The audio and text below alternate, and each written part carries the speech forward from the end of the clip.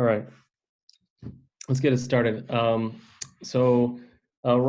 emailed me a few weeks ago and was like, "Hey, while we're stuck in here, why don't you and I give some tips on what we did for competition?" Seems to come up frequently enough, so we collaborated a little bit, talked about our different processes, and put together a set of notes. This slideshow is really not a lot of pretty pictures. It's a lot of words, which I don't prefer, but hopefully our amazing senses of humor will get us through all of that droll text. So I think just thinking about this as I started putting this together with Ross, I think I went back to thinking about a lot of the things that we think when we start brewing and what gets us to maybe competing if you're one of the people who are into that. A whole bunch of different reasons I tend to see for people who start brewing. I think a few different types of folks when you're in that first year or so of brewing. I think a frequent one I see is, which is total bullshit, but I hear is it's so much cheaper to brew 5 gallons of beer than to buy 5 gallons. Yeah, maybe those first few batches of wit beer in a bucket, that's true. But as time goes forward, I think we all know we sink a little more in to even that out. But this is, one of those reasons I hear why people start brewing. It's fun. I don't know if that's necessarily true either. But it can be a lot of fun, I think, especially when you're starting and you're getting excited about it. You're learning a lot about brewing. It's pretty kick-ass. I like when we're playing, gearheads. Like I love playing with stainless steel. Like I just want a whole bunch of pretty stainless steel in my basement. I want to play with it and make cool shit. Another reason I want to be a professional brewer, but I need an actual living person's wage. It's a reason to get into home brewing. I think it's pretty reasonable. A lot of people in the home brewing community are professionals in the science community. And it's a scientific hobby that gives you a bunch of booze at the end. Fantastic. I'm an alcoholic. This just makes sense. I was in this zone, I think, around 2011. Like, this is really great for me and my wife. After we had a kid, things changed. I think you can get into brewing for a lot of reasons, but over time, I think maybe that first time you brew something really good, you're like, holy shit, man, how did I do that? I want to do that again. Or you have something from a different home brewer. When I went to the first Worts meeting, Alistair was the first time I met him, and he came with like a backpack full of shit, and everything he pulled out of his backpack was phenomenal. He had like a triple IPA that was just fantastic, to my recollection. And I think that was an impetus for me to be like, oh, wow, I'd like to, I'd love to be able to make something that good that frequently that I go to a homebrew club meeting and everything I pull out of my backpack is top tier. And I knew I wasn't making beer like that when I started. And I think for some of us, that leads us to competition. That's where it led me. Other people go different routes, I'm sure, but being able to take your beer and pit it against your peers is a great way to get unbiased feedback, push yourself forward. In contrast to the previous slide, it is not cheap. It is not fun, and it doesn't make sense, I think, but it's extremely rewarding because it improves a whole bunch of skills in addition to your brewing skill. It improves your sensory, and it improves your ability to accept feedback, which I think is a great skill to have just as a human being. So what I'm going to talk about a little bit today are the things with Ross, the things that what the competition system looks like, how to optimize for it, and a handful of tips for success. Feel free again to just stop anytime with questions. Agenda is a few prerequisites I think that you need to have if you want to start brewing for competition. It's not for everybody, and I'm not trying to say that it is. It's not for everybody. It's all good. After a few of those prerequisites, things you really need if you want to start brewing for competition and consistently win. A little bit about me and Ross, where we came from, why you're listening to us tell you this shit. What's the BJCP competition process look like? I mean, if you've been involved in either organizing or judging, you've seen pieces of this, and knowing what the pieces are of that whole process are important for strategizing. And then we're just going to go through the process of the things you can control and the things that you can't, and have a few closing thoughts. So I think things you need to compete to win on a consistent basis. I think you should be rich in time and money. This just means that if you got into home brewing to make beer that's cheaper than you can buy it for, I think you need to evolve a little bit before you get into competing. I think you need to spend time and money to do this well. I think you need to be dedicated to improving your sensory. So you need to be able to taste, uh, to get the most out of brewing for competition to improve your own process. You want to be able to brew beer, taste it, sort of take the derivative of that, feed it back into your own process so that you can update quickly without competition feedback in the loop. I think the third thing is you need to be able to take feedback with minimal emotion. It is really tough. Sometimes when you get a score sheet back, it's got like 17 words on it, and it basically says uninstall your brewing system. That sucks, but you need to be able to put that aside, the emotion aside with that. Try to find something in those score sheets that aren't the easiest to read and integrate it. It's really hard. I think once you get past that point, when you can take that feedback with very little emotion, you can make progress a lot faster because you're actually listening to people. Don't cut corners. This goes with point number one. Anybody who's like trying to figure out how they can make a beer without a starter, I think again goes to it's expensive in time and money. You should be optimizing to make your process and beer perfect.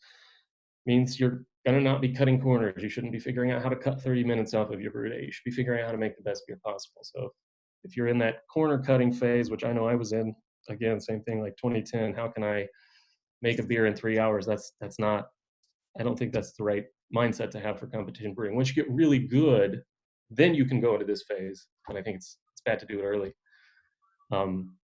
And you have to be meticulous about your cleaning and sanitation and precise fermentation control because you can't really do some of the more fine-grained tuning of your process without having those things dialed in. So in 2018, I spent a lot of time tracking, and in the first half of 2019, tracking my competition results really closely. I kind of wanted to take a run at the Master Championship of Amateur Brewing because that was back when I thought it was worth a shit. So I entered not every single one of them, almost all the MCAB competitions that year. I entered a handful of beers to each one. So it's a national competition where there's approximately one event per month during calendar year. And the following year, supposedly, there's the final round of the competition. So for every gold medal you get in the first round competition, you get an entry into the final round. So that year I tried to track my performance as closely as I could. So that year I entered all these competitions. On the left, I think the bars in blue are the number of entries I had, and the orange bar next to it is the number of medals I had in that competition, starting with Boss Hop, going all the way to Ocean State in 2019. That year I entered 24, or that year and a half, I entered 24 competitions. I had 119 entries, 46 medals, 8 MCAB gold medals, 39% medaling rate, and 4 NHC second round entries with 2 best of show round finishes. I think that another important thing to track is your score distribution. I think this isn't actually as good as you want it. But my goal is to get as many beers into the 35 to 40 range as possible, which means you're better than average. Like getting higher than 40, there's some. I think tracking your scores, I think, will help you throughout your process understand if you're missing things. So if you're getting more than about 5% of your beers in the 25 or lower range, I think you might have some fundamental issues to look at. And I think as you start really pushing things out of that range and sliding them further to the right and getting into that 35 range, I think that's where you start seeing a lot more meddling happen. So this is why you're listening to me. Hey, Mark, can you go back real quick? So on that one with the number of entries and the number of medals, it actually doesn't look like you get that many more medals when you pump in a bunch of entries. Do you think that's because like you had a bunch of beers and you go ahead and you enter them versus I think these are really well and I'm only entering my best ones? Like What's the disparity there? Yeah, I speak to that a little bit later. You're absolutely right. So at the beginning of that year, I was like, I'm going to enter 4 to 6 beers in every one of these competitions, and it just depended on the MCAB ones, and I think it just depended on how many bottles they needed per. So I was using the spirited shipper, so I was sending a 12 pack no matter what. So it's like I'm either going to enter 4 or 6 or whatever. And then kind of as you get closer, further down the list, and again, once your sensory gets a little bit better, you're doing this every week, all the time, tasting your beers, testing them. I stopped.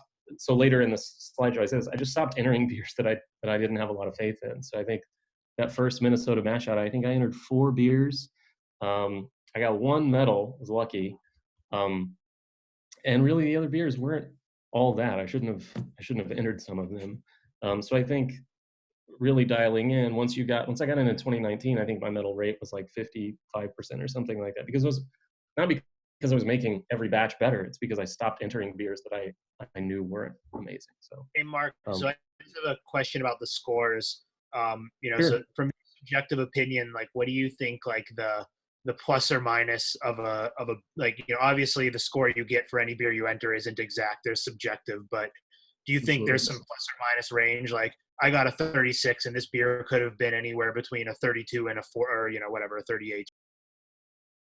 I would argue that, yeah, it's really tough. I think you're in plus or the score that you could get there, and you've judged, so you know this. Within reason. Sometimes you're judging with a really inexperienced judge, and that judge may come way far away from you. You're 14 points difference, 12 points difference, and you're fighting them to bring their score up, or it might be vice versa.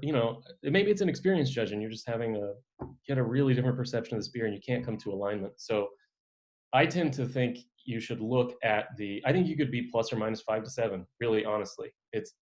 I don't think you're going to be plus or minus 20, but certainly plus or minus 5 to 7 when you're talking about where you have to land score range. So if you guys are 10 points off and you're both certified judges and you just had a really different experience, you're going to meet in the middle. Somebody could have given you something 5 points higher than you ended up receiving, or 6. So I think you could do that. I haven't done enough because of the subjectivity. It is hard. I guess I was more wondering of like your perception of what score you deserve. Oh, I think it's bimodal. Yeah. So I think you'll see when you do these, it's like, well, it's multimodal, but I think what you'll see if you enter it in enough competitions is a sort of 3 to 5 point range for a single beer brew day. If you enter it enough times, that, like if you did a mixture of gamma distributions or something like that, you would see probably like a stack in one area that would take up most of your scores. And I tend to think of that as typically like a maybe 5 point expected variance on that. That's very reasonable if you've got your process dialed in. But you'll see these other, all these tail events that are also happening that are kind of uncorrelated with the central moment of that distribution. Merrimack Valley. I got a question on like try to be careful. I'll throw shade at the Midwest competitions, but I am not saying nothing about nobody nearby. But yeah, I think that's what I think. For styles, like a lot of these competitions, was it the same style, same recipe that you're tweaking as you enter them in different competitions, or are any of these medals like this? Did you track like which ones were the same exact beer? I did do that. I don't have that statistic here, but I tracked it by brew day ID. So early in the year, it was a really mixed bag. But as I got past early in 2018, it was a really mixed bag. And after NHC, so NHC round 1, 2018, like I bought my house. So I was like moving and all this shit. And I think after that, I kind of took a little time off and picked back up in the middle of the summer because I didn't want to be shipping beers when it was hot. And I think at that point, like I brewed a series of beers where I was like entering tracking that same beer across all the competitions. So I also was doing mostly the same styles across the year. it was a lot of German lagers. I typically like to brew German lagers, German ales, and big beers, barley wines, and stouts. And so those were a lot of the things that were going to all of these competitions. So even if it wasn't the same beer, I also tracked sort of the style after I brewed multiple times to see how that impacted things. Yeah.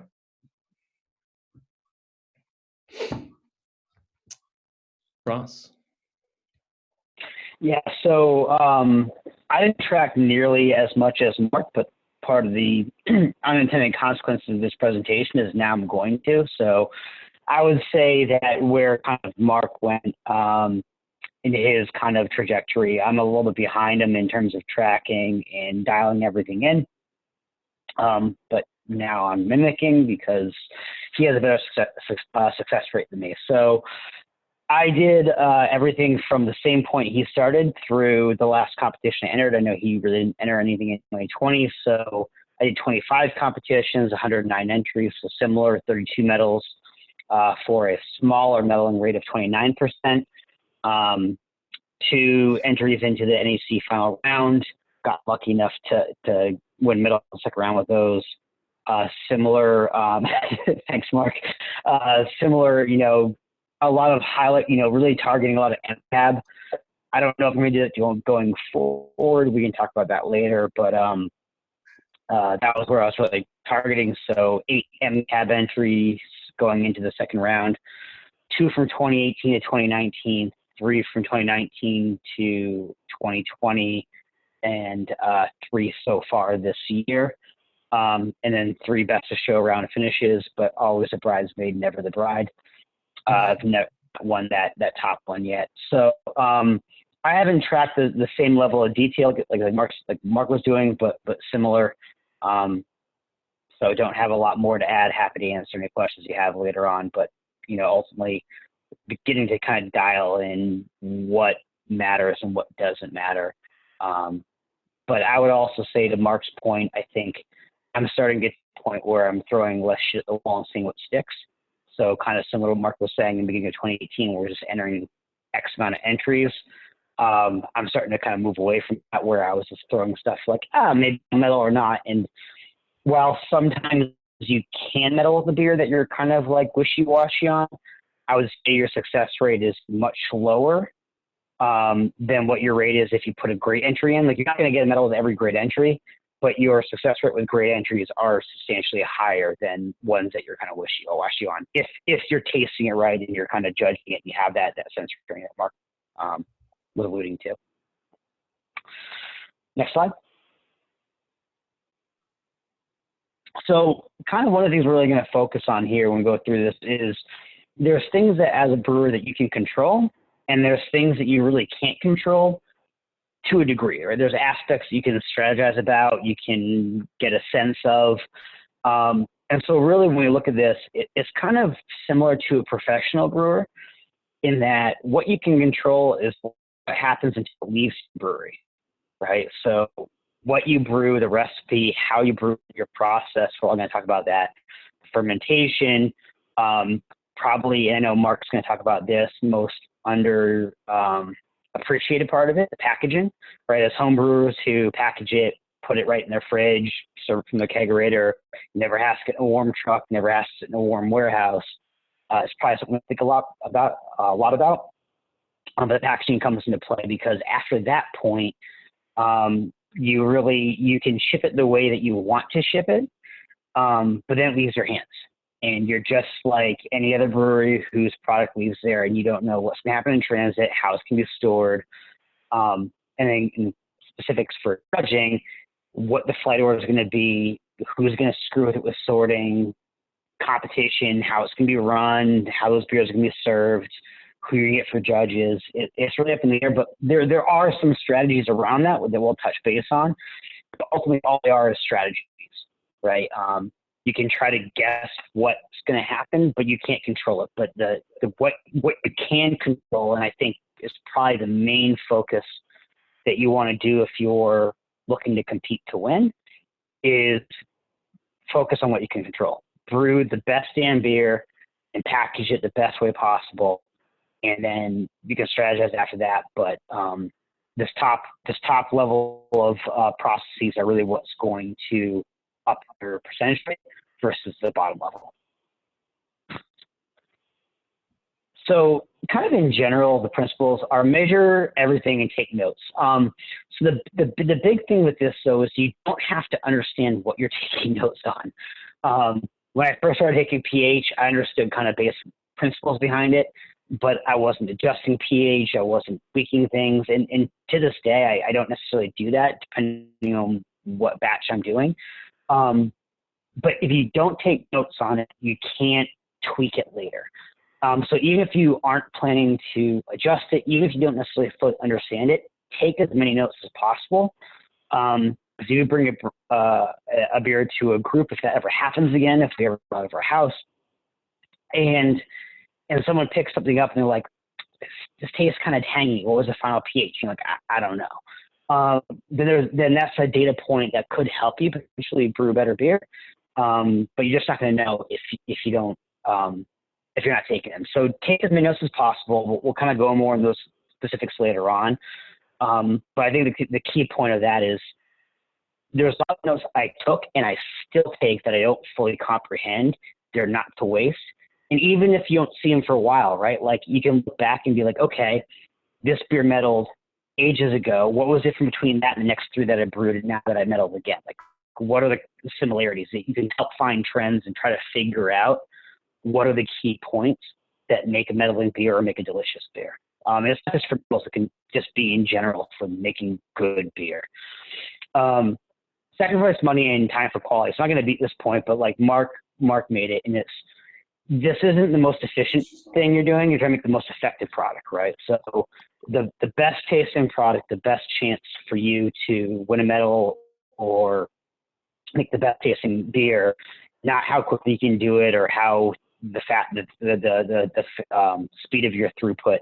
So if you're really looking to compete to win, it's quality over money. And I think a great example of this is Josh, right? When Josh talked about his second place in an IPA and especially IPA category, he purged his bottle for 2 minutes with CO2 before bottling it and then getting in his truck and driving down the island to drop it off the last possible minute, right?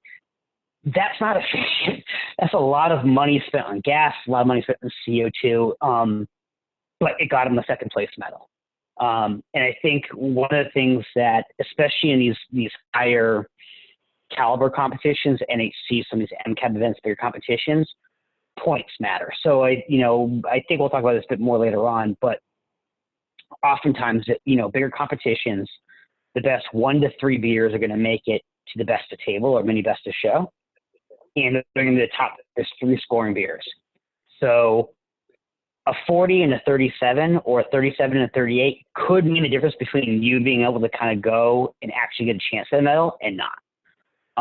And so there's very small things that can come into play that may not matter statistically or in general, but like can actually matter here. Minimize oxygen throughout it. And I think this is kind of in general a good process. I know Lodo has gotten a lot of attention, but in general, like oxygen's the devil of beer. No one's going to dispute that. And this kind of harks back to it leaves your place, right? There's 2 main things to aging in beer. There's oxidation and there's temperature. And once it leaves your brewery, you can't control temperature anymore. You can only control the oxidated product quality that's in there. The more that you limit oxidation heading into it, that's what you can control. You can't control if the truck is refrigerated, not refrigerated. You can strategize to not enter beers in July when it's hot as shit, enter them in January when it's not. But ultimately, right, when you're entering for competitions, you have to think about shelf stability, which is something that we don't necessarily think of as a home brewer. So minimizing the oxygen comes in. Style selection. So this is where kind of like strategizing comes in, and to a degree of what you control. So I'm going to skip to the second point there, which is pick a style which you're with in drinking and brewing. If you don't know what a beer should taste like and you're not familiar brewing it, the chances of you making a world-class example or an excellent example are very slim. If you've never brewed it before, you may miss out. Doesn't mean you can't make a great one. Doesn't mean you can't enter that in. But that's maybe worse than my faults have come in where I've brewed a beer for the first, second time, and I've entered it just to see what I got. Those aren't probably good probabilities, right? So once you start dialing in that beer, that's going to be a better chance. But once again, if you don't know what it's supposed to taste like, or you really can't kind of fine tune the things that you need to tweak on there, this can be hard for you to kind of make that possible for that category. Hey Ross, I think, yeah. The only thing I'd push back on that is there are like a handful of styles in which nobody knows what the fuck they're supposed to taste like. And I think English mild is one of them. There's some of those Scottish, like the light Scottish light or whatever. And like those are, they're kind of wild cards in that regard. No, totally. And I'm actually going to talk about in the last point, so hold that thought. I'm not disagreeing with you on that one, Vince. So once again, this is if you're really trying to max your count, right? So, Mark was at, 40 something overall, was 50 when he kind of started dialing in, right?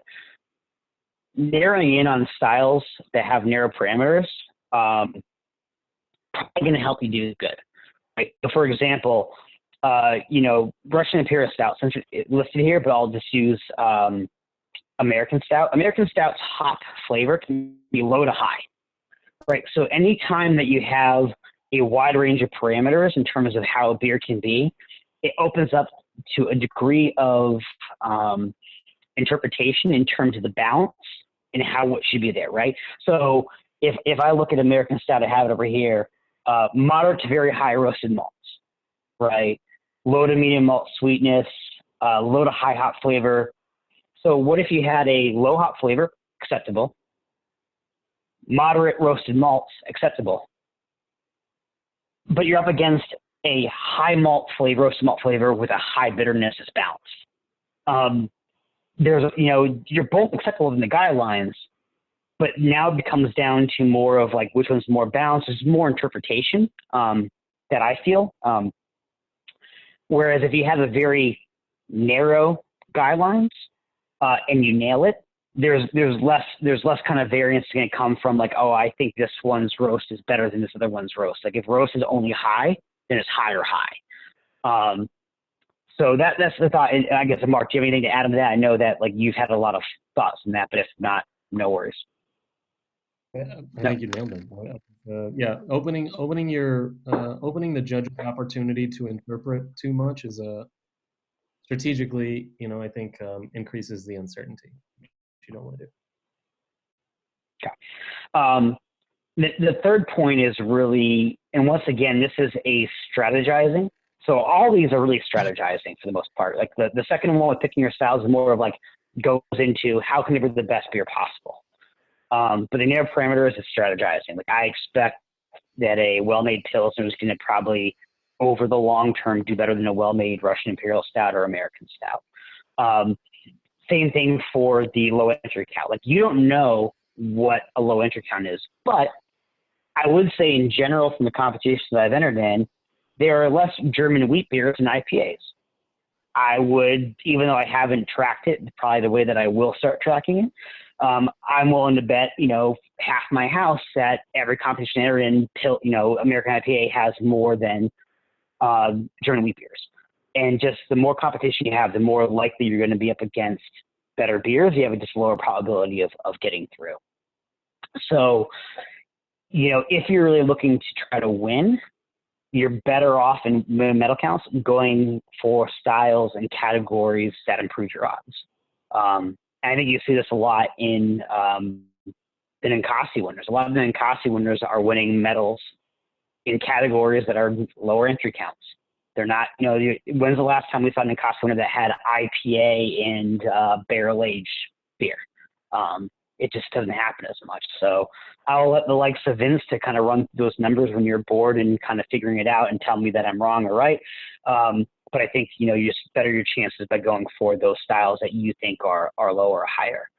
And those can also be area specific, which we'll kind of go into with what competitions I'd enter. So I'll put that on hold.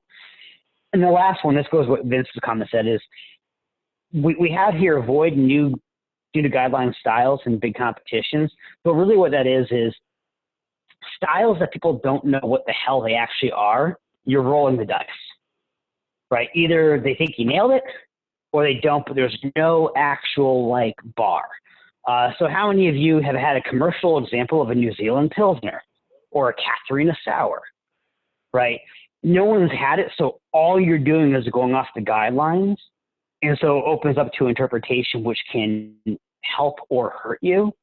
So if you're really looking to maximize that medal count, rolling the dice on a style that no one's ever actually tasted but is judging, it can be tough. Why did you put in the qualifier of in big competitions? Why isn't it just across the board? Big competitions we'll touch base on. I think you end up having more people to go against and more high quality potential entries that will knock you down, right? So if you make a grapefruited sour that may or may not be a Katharina Sour, but you're up against 5 others and 3 of them are infected, probably going to do well. But if you're going into a competition that has, 15 fruited sours, including Vince and Doug's fruited Berliners, and you're doing Katharina Sour and people just don't, I'm not tasting that weird Brazilian fruit that it says I should taste that I've never actually tasted my entire life, but I Googled before this, so I'm going to knock you down. This is 100% anecdotal, but I've entered a number of times either New Zealand Pilsner or a mixed fermentation style Pilsners. The New Zealand Pilsner, even though I had New Zealand, I had like modern hop quantities. The feedback was, I didn't taste New Zealand hops. Okay, cool. Something tells me that those guys never tasted every New Zealand hop out there. If you read the guidelines, it's more kind of New World that kind of came from New Zealand, but you risk that kind of thing. And I think to your point, Dave, is the big competitions. I think you have more competition, so you have less chance of actually meddling with it. Hey Ross, I wish Mark, but he just walked away. But do you think for some of those new to style, or there he is, some of those new to guideline styles, or some of those more like niche styles, I would hypothesize that the best of show table, the mini best of show, just becomes much more of a coin flip because you're just kind of going off on like even more subjectivity. Do you think that's an accurate idea? I'll let Mark weigh in this. Well, I think it depends on how they group you. So that's another thing too, is right. Like, just because you enter into, 32A for smoked beers, for example, doesn't mean you're getting judged in only the smoked beer category. Same thing with these new styles, right? Just because you entered into like X5 New Zealand Pilsner doesn't mean you're not going up against every other Pilsner in the competition. And actually, the National Homebrew competition, you are going up against every other kind of Pilsner category. So I wouldn't say necessarily it goes to the best tasting beer. I think it just comes down to whether it's a best of table or not. There's subjectivity because there isn't a firm example. I think everyone in this call, for the most part, would be able to say, I understand what American Pale Ale should taste like, right? But not everyone in this call can tell me what I think a Katharina Sour, New Zealand Pilsner, a Australian Pale Ale should taste like. And so now you're rolling the dice that what you made matches people's ability to read and how they interpret those versus what they've actually tasted. I would add to that. Ross brought this exact point up earlier this week when we were workshopping these. We remembered that run where Dirks had 2 best of shows with that Lichtenhainer. So it may be a coin flip, but I do think once you get to that best of table, I think a lot of us have seen it occur. Nobody's holding the style guidelines at that point. It's a little looser. So I think if you've made a fantastic beer and you're a little outside of style guidelines and you get that far, as long as it's really great, you're going to actually get a little more leeway at that best of show table for that than you do at the table when people have the words in front of them and they're reading them.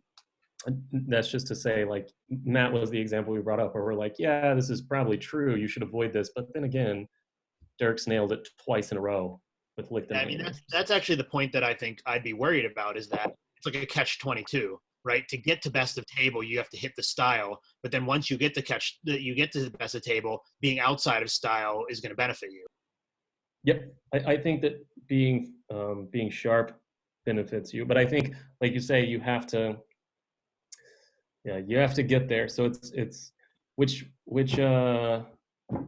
probability distribution are you going to try and optimize for getting? Model 2 different beers, man. There you go, man. That's the real. That's that next level. That's that next level shit. Yeah, it's true. It's a good point, Vince. I haven't thought about it enough, but I think it's a really good point. Yeah, I think to Mark's point, I would say, Vince, when you said it benefits you not being out of style at best table, I wouldn't agree with that. I'd say it benefits you maybe not being as well defined if you're a damn tasty beer that made it to best of table. Yeah, I think that's, I didn't mean out of style. I meant like, kind of taking liberty. Yeah. If at that point in time, like, I've knocked, and I apologize, Mark, I've knocked Mark's beer out of getting a medal because it was American brown. It was delicious. It was American brown, and I convinced everyone at the table that while it was more delicious than the other medal we gave, it was too hoppy, and it was more of a brown IPA. And I didn't know it was his beer. He told me afterwards that I ripped the medal out of his hand, and I did. But if American brown and brown IPA weren't a thing, that probably wouldn't have happened, right? Because it was a damn fucking tasty beer, and we didn't have a reference point to really say, this is too hoppy for style, we should knock this out of the table. So that point, Vince, is really, I think it's a really good point. I think that the point is it's exactly, it's a roll of dice. When you're dealing with these kind of things, it's a roll of dice, and it can be amazing or you can get shit on. And if you do enter these categories, expect either of them, right? It can be one of the best beers you've ever made in your entire life, and you can get a goddamn 17 because the judges just didn't know what it was, and they just picked up on something that they read, and they just ripped you to asshole. Which we'll touch base on more of, like, basically strong, not being bothered by that as being important. So recipe formulations. So this is something that I think, a lot of people that have been in the BJCP study group would know, but not everyone else is. And this probably goes to somewhere that doesn't make sense, is the competition doesn't make sense, is the competitions are really style dependent. The whole point is that you nail a certain style. You can make an amazingly beer, the best beer in the competition, but if it's a little bit outside of style, so you're never going to win anything. It's not about making the best beer or making the best commercial example. It's about nailing it to the guidelines. And so that is when you look at everything, and if you haven't been to judging, there's characteristics, and then there's intensity. So medium to high hoppiness, hop flavor, hop aroma, medium low to medium bitterness. So those are things that you're really trying to dial in on, because that's what you're getting judged against. It's not how great your beer is. It's how good it matches whatever the words in that, Gordon Strong piece of paper are, right? And so that's important, right? It may not, the beers that you love to make and drink may not be the beers that win competitions, and vice versa. This is kind of universal stuff, but they are general. So bigger is usually better. But that's more in the flavor aspect more than other things provide as balance. So to kind of give a little bit of context. So, if you look at like a Pilsner has, I think it's a medium to high hop flavor and aroma.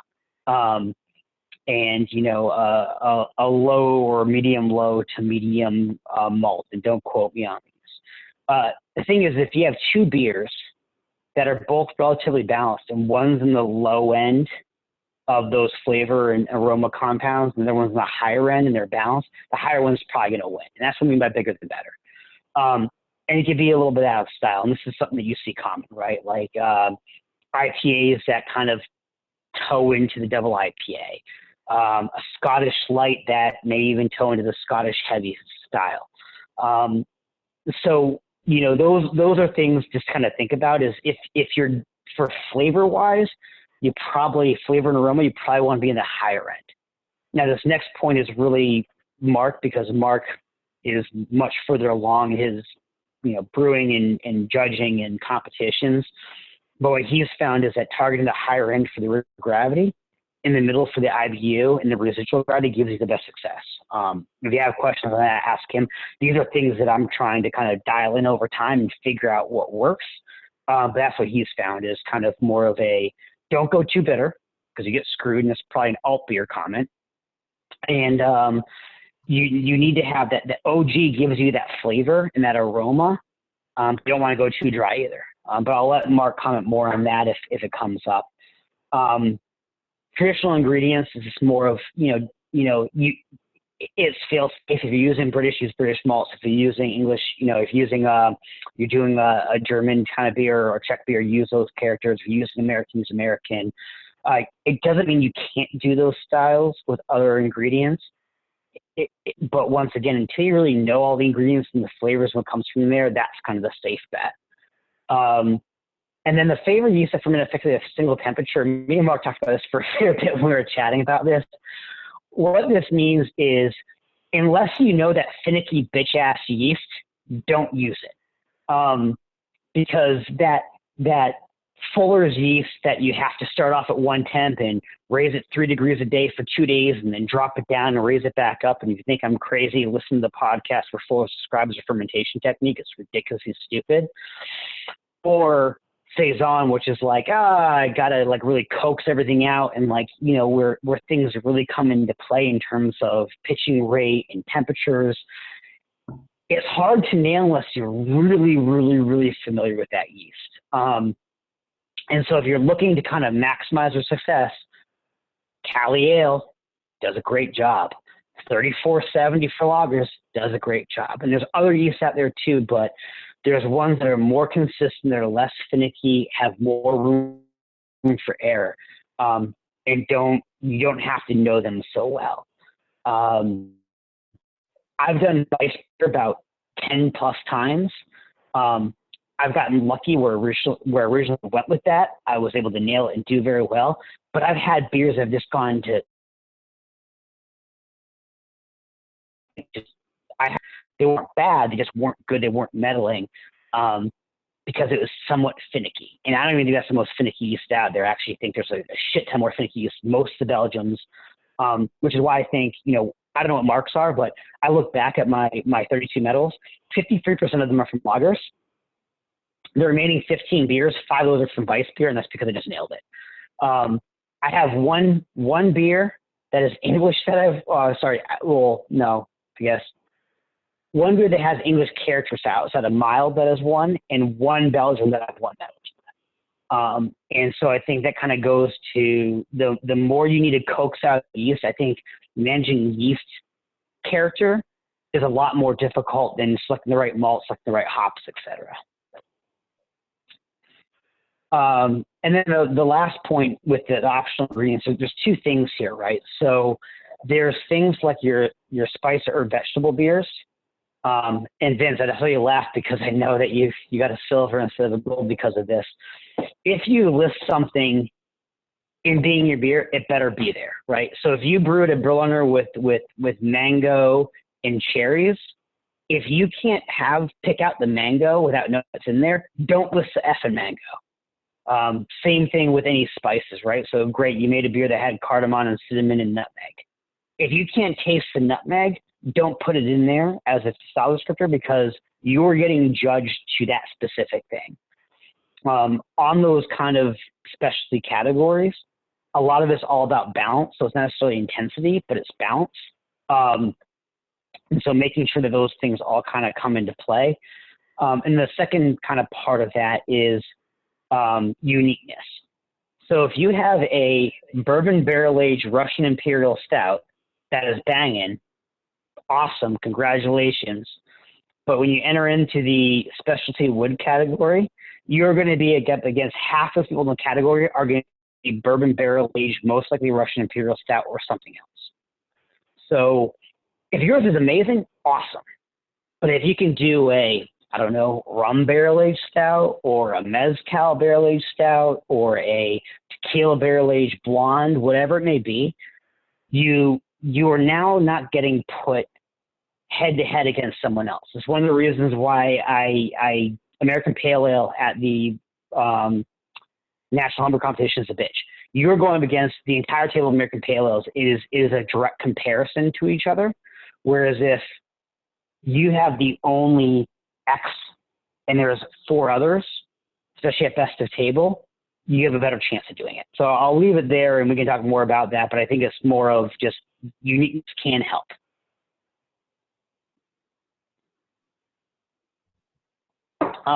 So here is more of just best practice when it comes down to brewing. I'm not going to kind of go too much into this.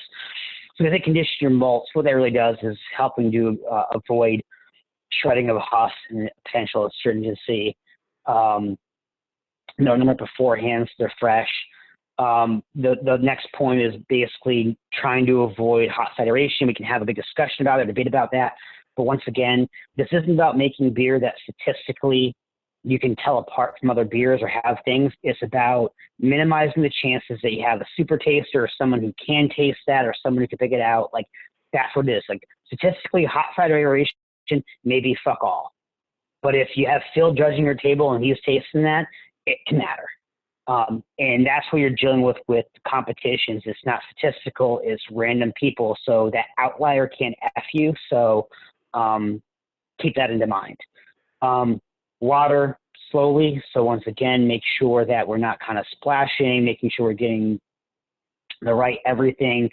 That the underlet sparge volume is basically not aerating your sparge volume. Once again, hot side aeration debate we can have later. pH matters. I think pH is within the homebrew community is becoming more and more important, and people understanding that it matters. And if you haven't, it's a worthwhile experiment, because if you do similar beers but you adjust the pH, like, they come across very different. I'm a fanboy, so take this for what it is. Notch does their mash at 5.2 pH. They go on the low end, and they feel that it comes with a crisper, more popping beer. On a side note on that, though, is know your beer. So my last Vice beer that did very well in competition, I actually had like a 5.5, 5.6 mash. It was probably too high. I ended up acidifying the boil a little bit low. But the reason for that is that the Vice beer yeast drops pH super low, and I was finding it like if I was hitting that 5.2, 5.3, I was getting 4.9 finishing beer, which accentuated kind of like a lemon quality, which I thought was out of place. And eventually it kind of like mellowed out. And so I've been playing around with that kind of pH. And I think I'm going to go back to because I did have to acidify the boil a bit, I'm going to drop it down a little bit. But it's not just low, but it's more of understanding your pH, how it plays into your final beer. And if you're not doing with a weird thing like my Vice beer, go in the lower end of the pH scale, because ultimately, like, things get crisper, brighter in flavor. You'll get less hop utilization, but it won't be as harsh, and we can talk about that later. And then just once again, just measure everything. Yeah, Ross, real quick.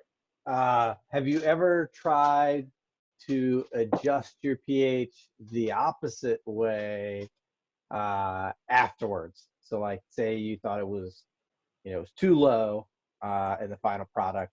Have you tried to add chlorides or something like that in order to bump it back up? I have not, but Mark's shaking his head yes, so I'll let him speak to that.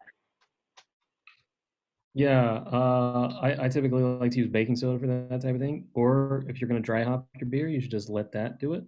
Dry hopping will raise your pH. If you're not dry hopping, I had this happen last year's, the 2019 NHC. I had a couple beers that bottomed out, Scottish Ale and British Bitter. And I applied, I used baking soda in both cases. Like, lime is the other option. But baking soda I found to be more effective as far as volume. Small amounts tend to push the pH up. I'm not sure if anybody else's experiences, but that's typically what I go to. Yeah, I'd say water salts too matter a lot. Like we didn't really touch on this, but when we actually get a chance to meet in person, I was going back to working from home. It was like 3:00, and I was bored, so I poured a porter and then mixed it with various degrees of gypsum and calcium chloride, and it really affects the overall mouthfeel at the end.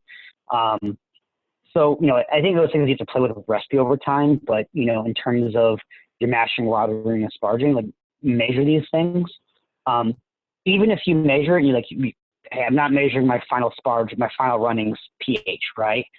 Until like it's in the boil kettle and it's boiling, you measure it, and the pH is 5.8, right? By measuring that when it's astringent, if it comes out astringent, then you can go, okay, it's probably from a pH issue and not necessarily a grain issue or a grind issue. So, kind of going back to my original point is like just take notes because you never know what you're going to find from there.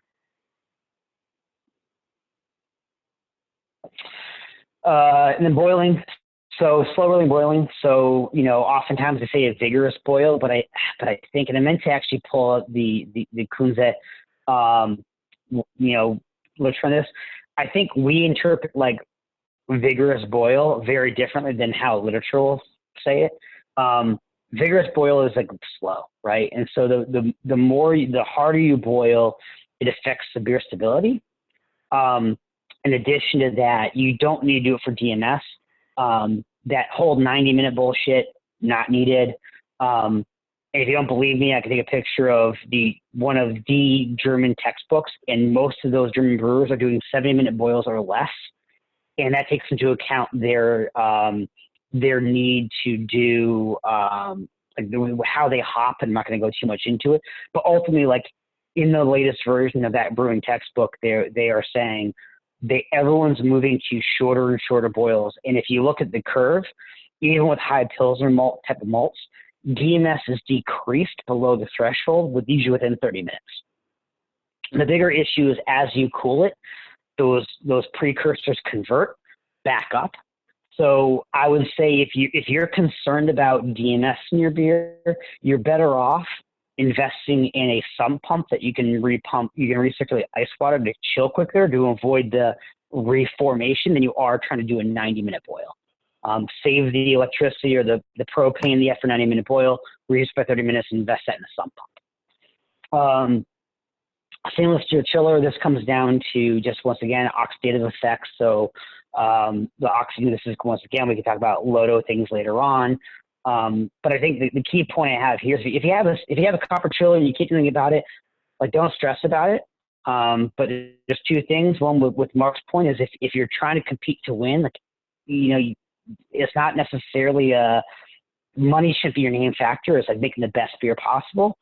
And then also to my point, I think is all the details matter when one or two, 1 point or half point can mean you getting a medal or not, if that's what your really goal is. Not for everyone, but that's it.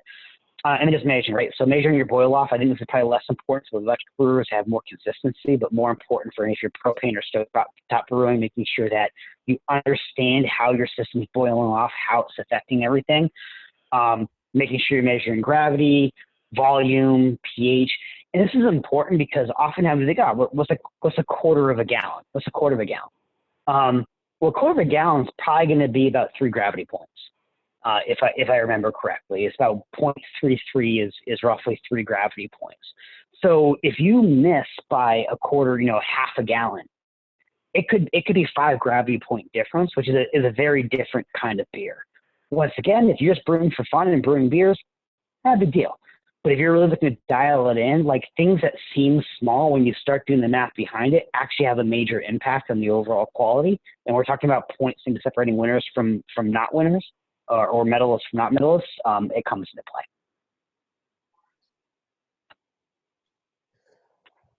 Yeah. So this is Mark, right? yeah, I was going to take over only because I'm trying to be a pain in the ass here. Reiterating we were throwing shade earlier. Throw some shade at Marshall Shot and Brew Philosophy. It's a lot of fun for us here on the East Coast. Basically, just it says always make a starter if you're going to make a starter. Which, if you're going to try and predict, what I would say is the important thing here is try and consistently get your pitch rate what you want for your style of beer accurate. I'm typically pitching it between 1 and 1.5 million cells per milliliter degree Plato for most ales, and go up to 2 million cells per milliliter degree Plato for lagers. But when you are making a starter, assuming you're not brewing some notch super session 3.1 shit that you're going to do, please make the starter in the starter vessel. I think it's just another small thing when we're talking about points and half points. Make the starter in the starter vessel so that you're not boiling it in something and then pouring it into a second vessel. It's just a simple way to stay more sanitary that you might not think about. I really like fermenting in stainless steel under pressure. But again, I've already said I like to brew a lot of, I brew a lot of things on the cleaner side. So if you are brewing cleaner beers, think fermenting under pressure in a stainless steel vessel reduces both esters and oxygen ingress. So you can use a spunding valve on like a keg or a stainless steel fermenter. Keep it pressurized, and your ferment can go a little faster, and keep your esters down. So ferment even just a little higher as far as degrees, which will keep your fermentation going a little faster. Phil was a big proponent of this, and I was like, yeah, it's just a fucking waste of time. But using a forced ferment to predict final gravity is really important, I think, especially in beers you want to dry hop.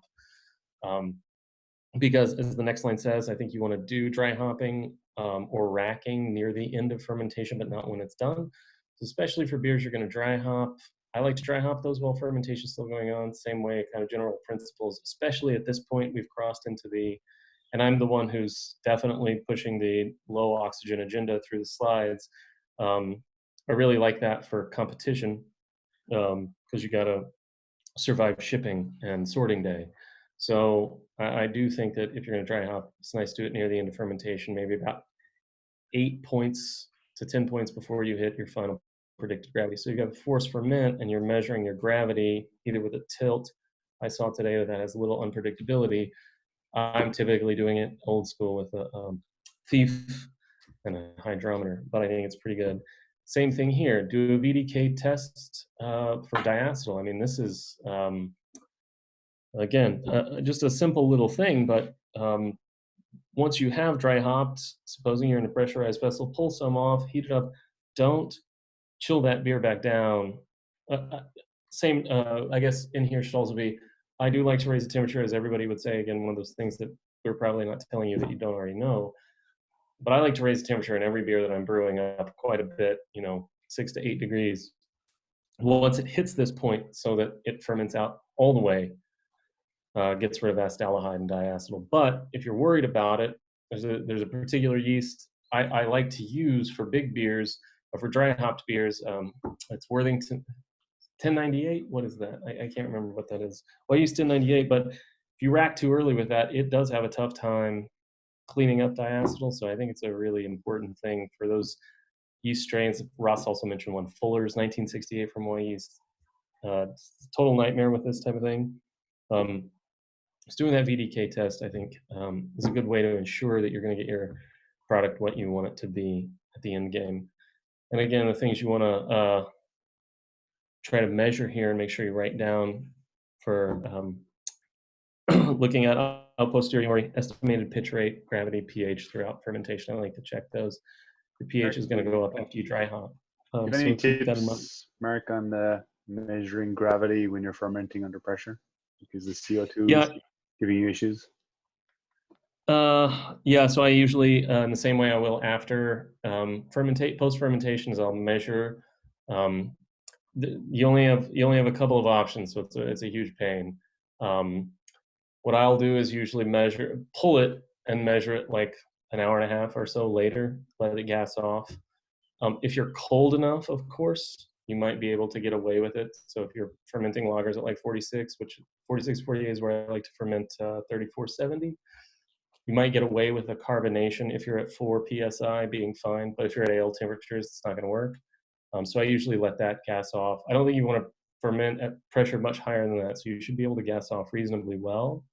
But I'll just let the sample sit in the hydrometer and come back to it later in the evening. I usually check gravity. The way I typically do it, again, not having a tilt, is I usually try gravity in the morning and in the evening. You could have a beer ferment out between then, but that's just what that's what I'm. Well, now that I'm working from home, I'm afforded more than that, but that's usually what I'm doing. Did that answer your question, Mitt?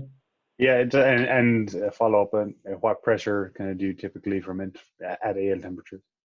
Yeah. So I'm usually in that 4 to 6 psi range, and then once you do this dry hopping is when I'll turn the spinning valve up to much higher psi. So it's a very low amount of pressure, but you will have a little bit of inaccuracy from that until it gases off. And Nick, you were concerned about the gas off for the gravity. Yep. Another thing is I have a PET bottle. So if I'm trying to get a gravity reading, I'm really concerned. Put your sample in there, shake it to gas is obviously going to oxidize the crap out of it. Like, it's not a good one to taste, see how it's going. But that can help accelerate that process to be able to get gravity reading earlier. Cool. It tastes like shit afterwards, but that's another way to do it. Right. Thanks. So for the VDK test too, I think it's important to note that if you are doing, I don't know if you said this, you might have missed it, but if you're doing a VDK test, to do it after the last dry hop, because you could have, obviously before we knew about diacetyl after the dry hop with hop creep. You don't want to have that in the can or the bottle if they can, create that in the bottle. Yeah, it's a fantastic point, Dave, and that's a huge process dependent question. A lot of you all are super dialed in with your, especially your heavy dry hopped beers, IPAs. Thank you, Josh, Phil, and Ross. A lot of you guys are really good at that. I haven't focused as much on that. I'm trying to I'm a student of y'all's process in that to some degree. I think you're absolutely right. Is that so when I'm fermenting in a keg for that, I'll dry hop when there's like 8 to 10 degrees left of gravity, and then try to do sort of some form of a closed sort of closed transfer to the serving keg, and that should only happen, as you say, after you've dry hopped your final dry hop, and you want to move it out. That's when you should take that VDK test. Absolutely, good point, Dave. Hey, Mark, have you, I know you're on the Lodo tip here, but have you noticed that you get higher scores on competitions that are more local, as in less travel or don't have to ship them? I would say that there was some variance in that earlier, and I think this slide will talk to a little bit of that. I think that if you're pretty diligent about your packaging, both in the initial packaging, I guess, into a keg, which is what I'm going to advocate for here, and then into the bottle, you'll get less variance. But I definitely agree with what Ross said earlier, which is the more time your beer spends warm is where your variance goes up. So yeah, if you package it and it's going to spend a week shipping, it's May or June, and it's going to spend another 2 weeks warm somewhere, or 3 maybe. Yeah, I do believe that your scores are going to be attenuated quite a bit. So certainly if you're dropping off, and I think the next slide will talk a little bit about what you can do as far as shipping and what you should expect. But I agree. I definitely think you're correct, DT, is that if you do ship, the longer time between the time you package this beer and the time it's judged, your score is going to attenuate, almost certainly. I can talk a tad bit about that, I think, in the next slide. Let's see what we're live to. Yeah, I'll talk a little bit about that in the next slide. I have one anecdotal story for that. So I think this is the most important slide in the deck. It's just me.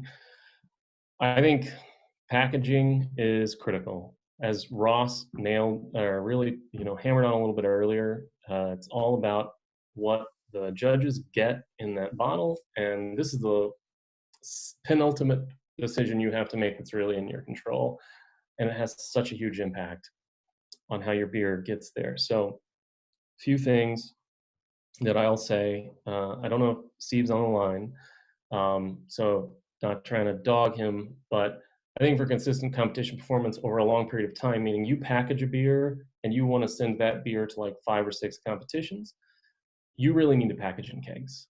I just firmly believe that packaging in bottles and then sitting them on the shelf, if they're even at room temperature, really hurts your probability for long-term success with the same beer. And I don't think you're going to be getting consistent feedback on that beer because it's going to be a different living thing when it reaches somebody 8 weeks after you brewed it in a bottle, if you package, or 8 weeks after you packaged it in a bottle, than if it was for 2 weeks after you packaged it from a keg to a bottle.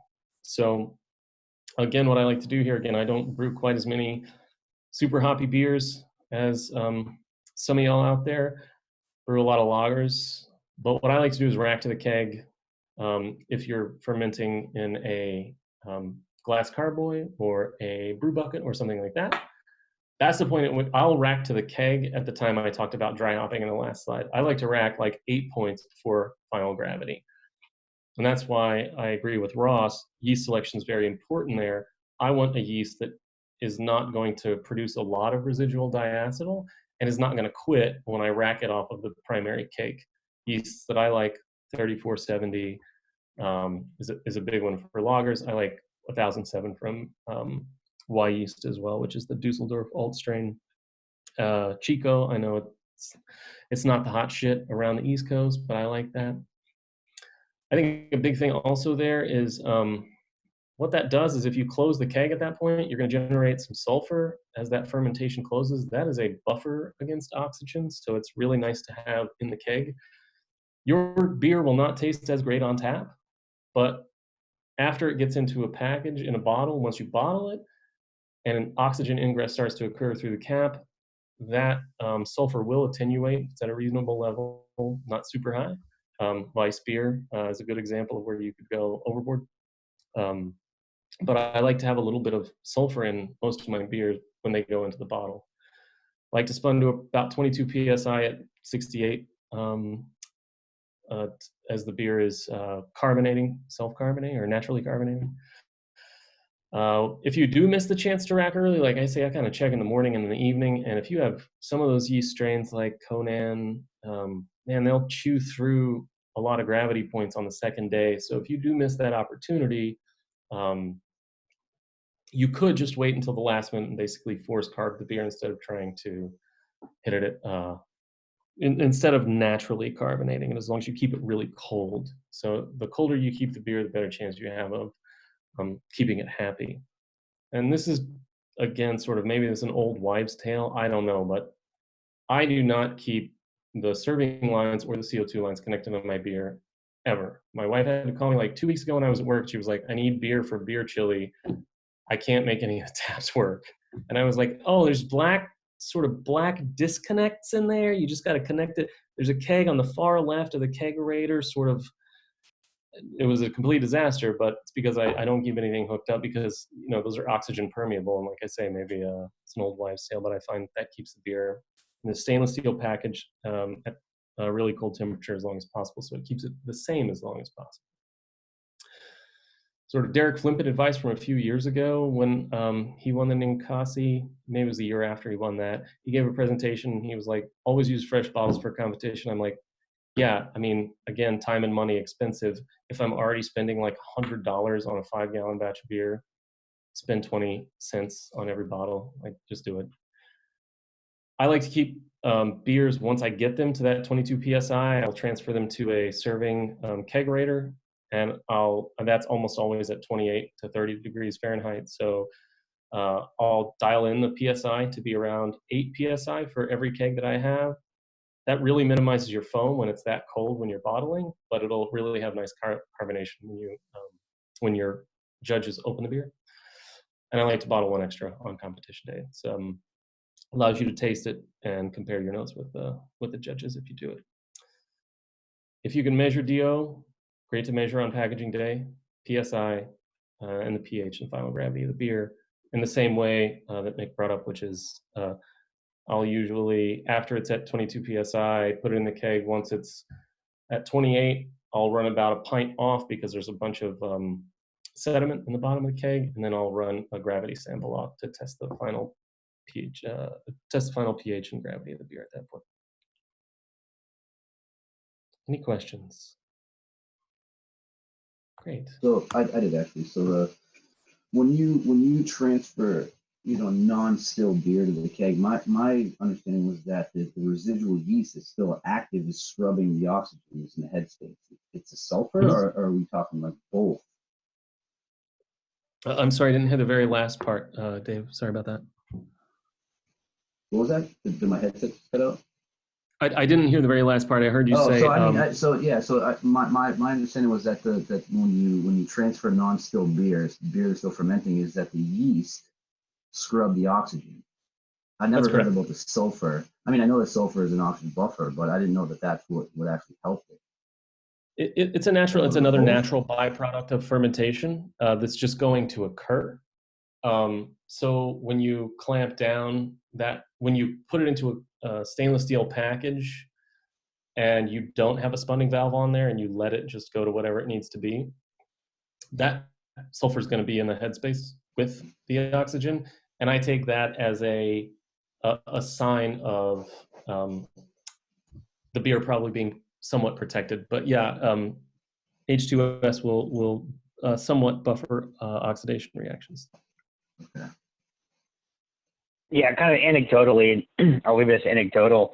When I've had prior to this batch sulfur issues in my Weiss beer, and what I noticed is as it sat longer, that went away, and I believe that's from the oxidation of the beer, kind of like interacting with the sulfur, and so it's not the ideal way to deal with it, at least for that specific style, but like I said, anecdotally, I've seen the oxidation in the sulfur kind of, reduce the sulfur, whatever reduces the sulfur. So all yeast produce the sulfur, some produce more than others, right? I mean, that's correct, and that's why I was saying the 3068. That's one of the tricky ones for me. I've brewed a few wheat beers as well, so with much more varying degrees of success than Ross. I think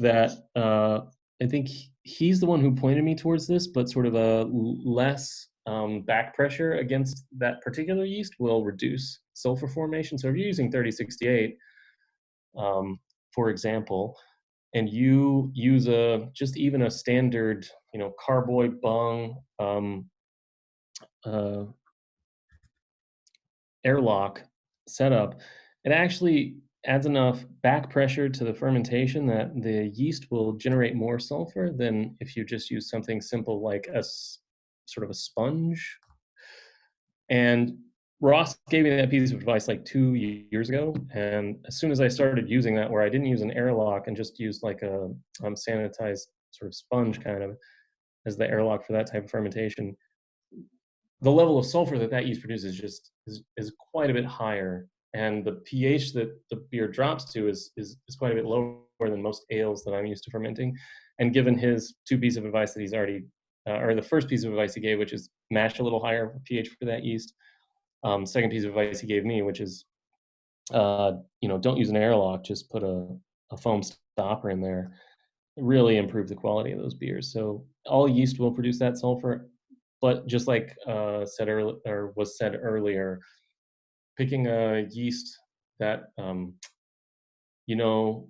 pretty well, that ferments at a single temperature is a good thing. So when you'll figure out, I think, how to dial in your sulfur content so that it's kind of at just the right level where you can drink it at home, but it'll also survive the trip. That's the goal. Oops. So I think there was a question earlier in the presentation about meddling, or what are you entering? I think it was DT at the very beginning. And this is the point at which, so you've packaged your beer, you've put it in this place, you've run the initial sediment off of your keg, you've done everything perfectly. According to the process, you should taste your beer. Like, you've already put a shitload of money into this. Should you really pay your $8? How much was NHC this year? $15 or something per beer, and ship it? You should really sit down and assess the quality of the beer. with the guidelines. Sit down, drink your beer. Does it fit in the guidelines? $16. How much was it? $16 plus And then $9. $9 if you made it to the second round, so $25 per beer to the second round. Which we all made it. Talk to John Moorhead. This is like price gouging at this point. It's ridiculous. I'm pretty sure this is the reason the COVID-19 happened. God was pissed about this and said, "Fuck your competition." Fuck you. So I think this is the point where, again, we started talking a little bit about tasting. Tasting's important. Are there flaws in your beer other than the sulfur? How detectable are they? So if that's a big question. Does it fit better in a different style? This is a sort of different approach we're going to talk about in a couple of slides. But it's like, you might brew a beer, share it with a couple of friends, and they're like, this isn't an English porter. This is an American brown ale or something like that. I think another thing you can do at this point, again, if you're not feeling confident, the next thing to do is bring some of your friends free beer. Do that. Call on your friends. Once again, the pandemic passes. Enlist some other home brewers, not your diehard college buddies who are drinking High Life. I mean, not that High Life's bad, but get some other people who have brewed some beer, tasted some really good beers, judge some beers with them. Maybe start a group, meets weekly. To do that every week, it's a pretty good idea. I think that's a good way to sort of turn the crank and get some repetition in both brewing and evaluation. And finally, as DT brought up earlier, if your beer doesn't make your cut or your friend's cut, you need to listen to them. They probably know they're not as in love with your beer as you are most of the time. Just don't enter it. Save your $7 plus shipping, or 16 plus 9 plus shipping twice. Save the money, and over time, you're going to develop a much stronger palate, and you're going to be able to do this much more frequently. And if you just spend like a little bit of time on this, it's going to pay a lot of dividends for you in terms of your ability to just judge your own beer and forget competition. You're just going to be making better beer overall. Really try to evaluate it with an eye on what's wrong with this and how can I improve it next. Ross. Yeah, so just kind of real quick before I jump into this, I really want to emphasize how underutilized the palate is. I think, everyone is concerned about, stainless steel and, yada, yada, yada. I think the biggest thing is being able to taste your beer, because, as you enter competitions, you realize, yes, you get a lot of good feedback, but sometimes there's outliers. To really get a good amount of effect that's reliable, if you're seeing in a lot of competitions, there's two other variables that come into play where like the difference between like where those are, when the timing is. So really, I don't think there's a really great way to rely on competitions as a way for feedback to consistently assess the finer points of your beer. I think you get trends and there's value in it, but I think you can't consistently kind of get those finer points that you can get with just palate sensory training. It makes you a better brewer. There is a direct correlation with my success in competitions in the quality of beer that I brewed with my ability to kind of taste. And there's still a long way to go. I'm far from being where I need to be. But it's huge. Being able to kind of sit around and taste beers with other people and have them, the same beer and be able to put words to shit you didn't get before and understand what things taste like is huge, and being able to kind of both avoid flaws, but also be able to assess your beer and understand how you need to improve it, even if it's not flawed. So anyway, I'll leave it there and I'll hop to the next one, but I just want to really emphasize, like, if you want to increase the quality of your beer and your meddling, the number one thing you could probably do is become a better taster. So competitions like this kind of comes down to more the earlier slides of things you can strategize about. You can't control them, but you can strategize about. So if when you're entering a competition, what competition you want to enter in. So without naming names of competitions, I think I found through the years of competing that the more established, longer running competitions tend to have more consistent results in terms of what your judges are, how many beers are getting judged per flight, and all that matters.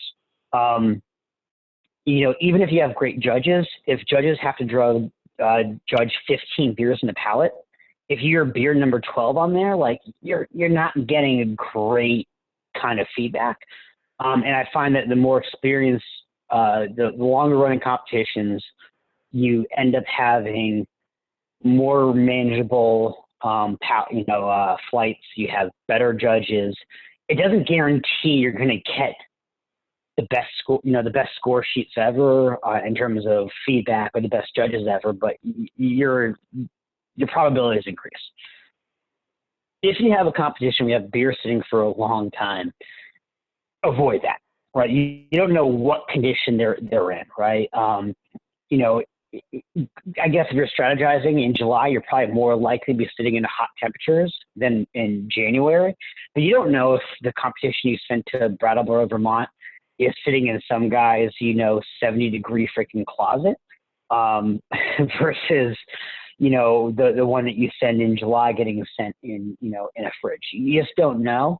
So the longer it sits, kind of similar to where a lot of the Loto stuff kind of comes from is more of like packaging when it's sitting on shelves. Something Loto guys won't mention in Kunza. But like Kunza, a lot of this stuff on Oxygen is related to kind of like packaging, or more of like shelf stability. And that shelf stability kind of comes into play heavy with competitions, right? Because you don't know where your beer is sitting, just like the brewer who brews a beer and sends it out to the distributor doesn't know where his beer is sitting. You're looking for unbiased feedback. What I found is that your larger competitions end up having a stronger judging pool, right? And we see this even locally with like when we did Boston Homebrew competition, or more recently when we did the New England first round. You get a lot more national, a lot more certified, a lot more those types of judges that have been around. More if you go to a smaller competition, you get a lot more. The most experienced judge at the table is a certified judge. And it doesn't mean they can't be good tasters. Just because you haven't gone through a certification process doesn't mean you know what you're talking about. But once again, we're talking about probability. The probability of someone who's certified or national being a better taster or a better judger or getting a better score sheet is higher. Doesn't mean you can't get shit score sheets from national judges. It doesn't mean you can't get amazing score sheets from amateur judges. But it's, once again, it's statistically, you're going to, in my opinion, sorry, use more specifically, probability-wise, you're probably going to have a better score sheet and better judging from a larger competition that's been more established and has those kind of consistent year-over-year experienced judges. Regional bias comes into play, and I think this is important to note for certain things. If you send your New England IPA, besides the fact you're sending it across the country, at least a few years ago to the West Coast, I think, everyone calls it hazy now, but to be honest, New England. If you sent that when it was first around, when Hetty Topper was first coming around and Sherman was first coming out, if you sent that to the West Coast, you would have been slammed for a beer that you would have potentially won gold over here. If you have a mead, I hate saying this, Mark may hate me for saying this, but send it to the goddamn Midwest. No one makes mead outside of Minnesota and Milwaukee. Like if you have a mead, frickin' send it there.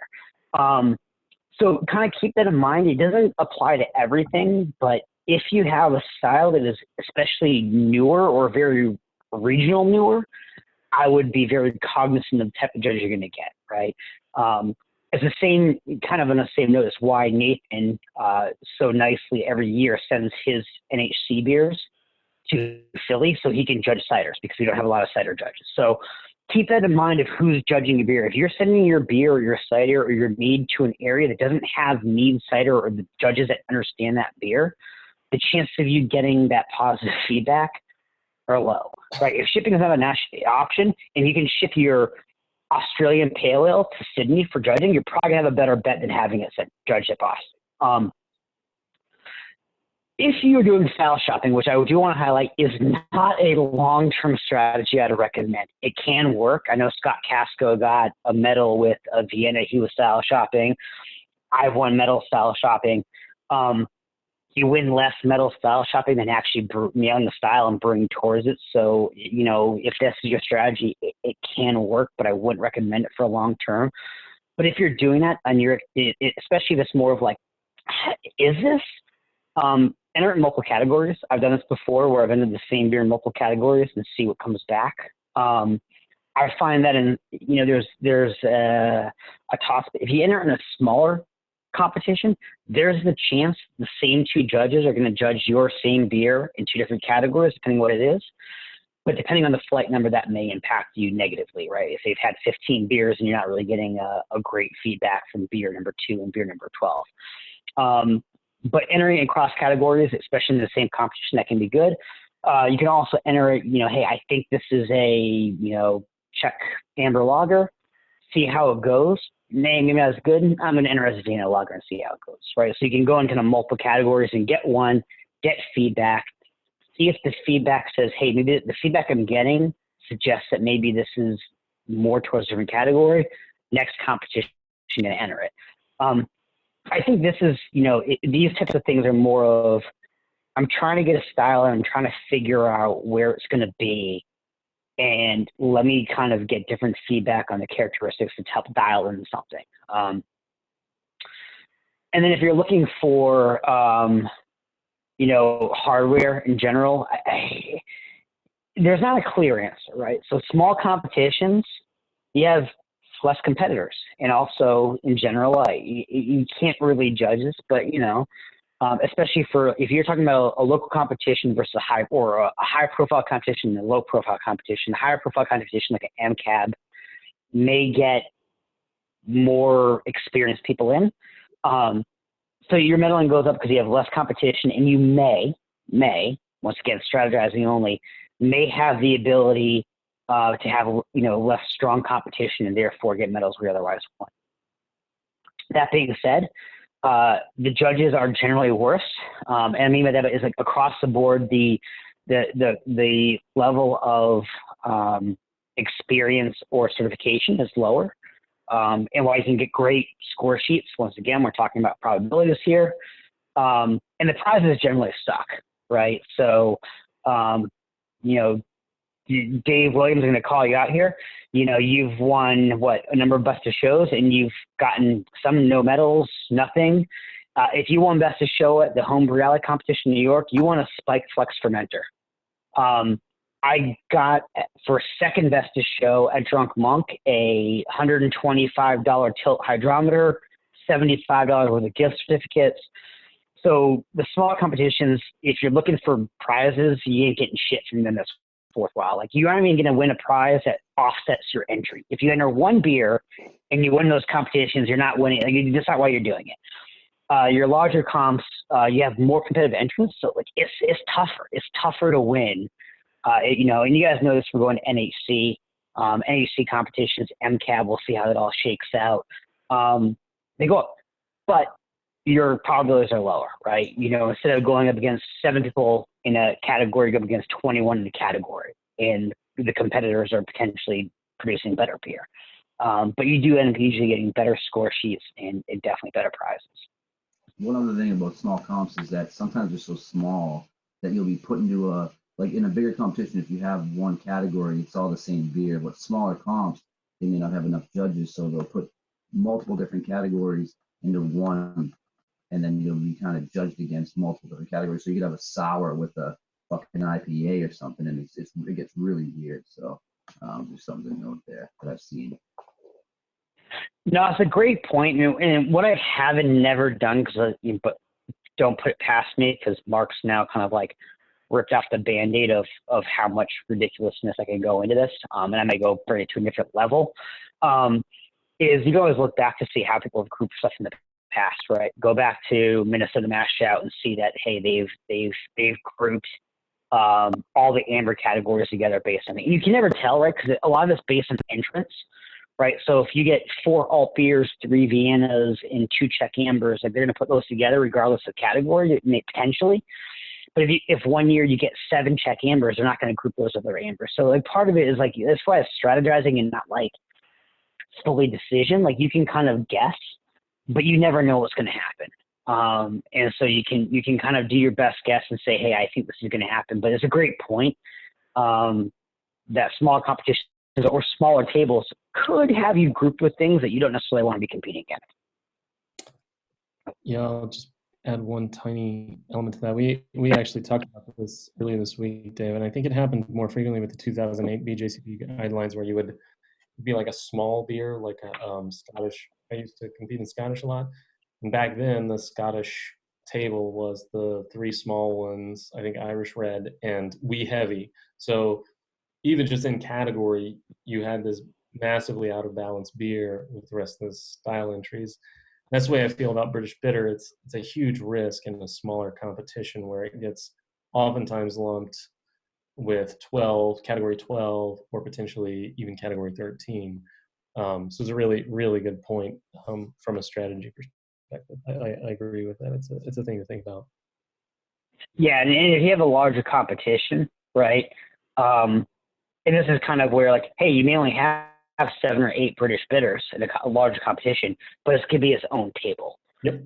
What else I'd say with that is if anything, depending on it all depends on the competition, but generally, if you start getting into the 12 plus beer category into a given category or table, you're going to get best of table. And to me, that comes into a little bit of different strategy. Once again, you can't fully plan for it.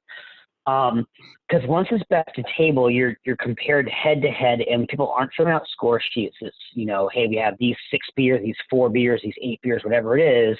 We have to pick 1, 2, and 3. And so I feel in categories, in tables competitions where you think you could go to a best of table, being different matters more. If there's one table of bitters, right, and and bitters may not be the best example, but you're the only British bitter and everything else is standard at ESB, it comes down to score, right? The top 3 scores really go through. Technically, the judges should, depends how you want to define it, have them all come back and make sure they order them correctly. But it's going to be the top 3. However, if you have 24 British bitters or bitter categories and you're the only original bitter in there and you make it the best of table, you're not head to head, right? So if you have a bunch of beers and you have 2 standard beers next to each other, oftentimes this one's better and that one gets, where if you have no one else to compete against head to head, you're less likely to get knocked down because something else has something you don't or whatnot. So it's another thing to take into account. It's a great point, Dave, that how they mesh tables together can impact, but it's also, that point of difference of being a little bit different, I think becomes more important when there's best of table, when you're basically, it's a head-to-head competition versus just a score sheet competition.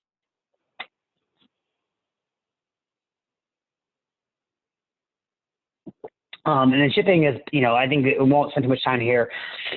If you can drop it off is better, right? The less you have it shaking around in a truck with God knows what temperature going where and getting thrown around what thing. I work in shipping. Trust me, don't send shit fragile. That actually matters. Don't do it.